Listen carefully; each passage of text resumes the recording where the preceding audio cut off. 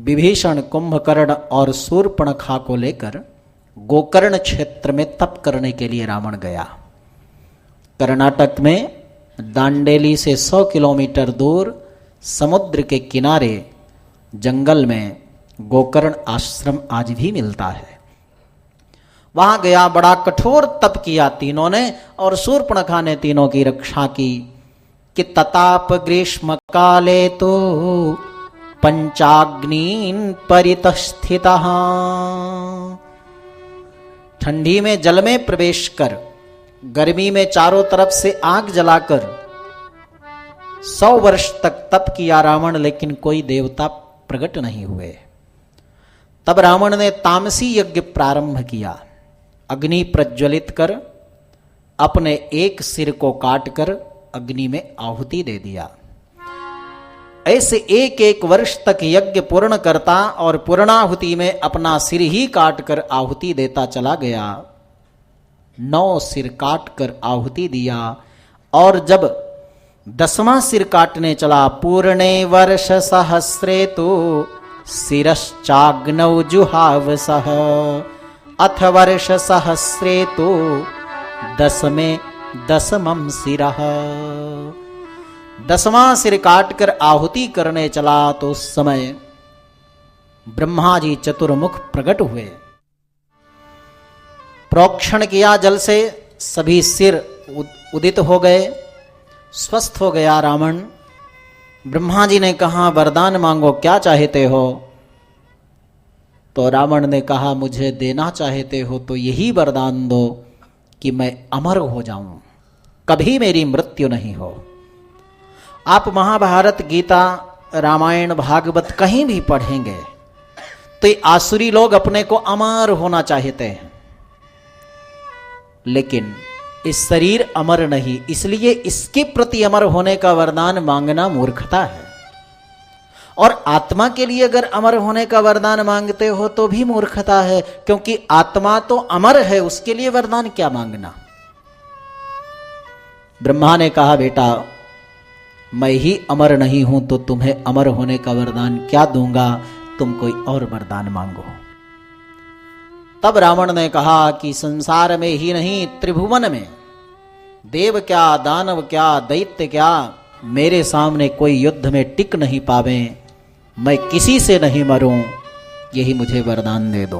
ब्रह्मा जी ने वरदान दे दिया।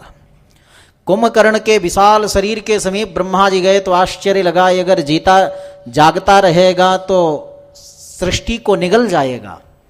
तो सरस्वती को इशारा किया और कंठ में बैठी वरदान चाहता था, कुंभकर्ण 6 महीने तक जगूं और 1 दिन सोऊं।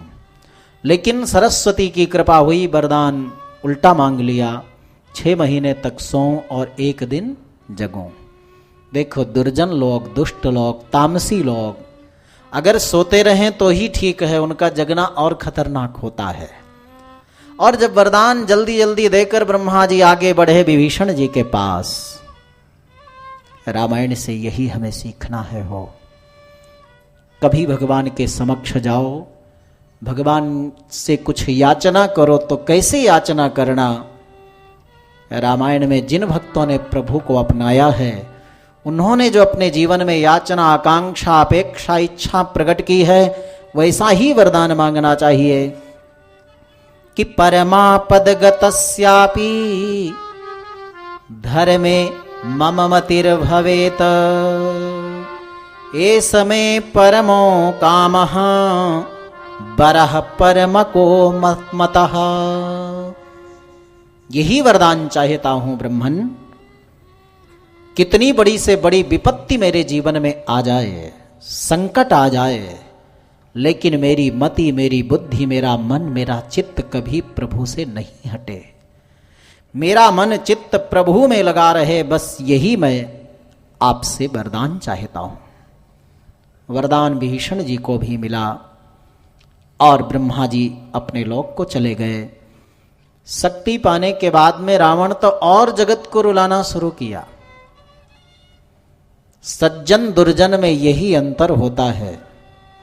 सज्जन के पास ज्ञान आता है तो नम्रता लाता है, दुर्जन के पास ज्ञान आ जाए तो अभिमान लाता है, सज्जन के पास धन आता है तो वह परोपकार में परमार्थ में लगाता है, दुर्जन के पास धन आता है तो उसका दुरुपयोग करता है, सज्जन के पास शक्ति आती है तो दूसरे का सहयोग करता है, दुर्जन के पास शक्ति आती है तो दूसरे को परेशान करता है।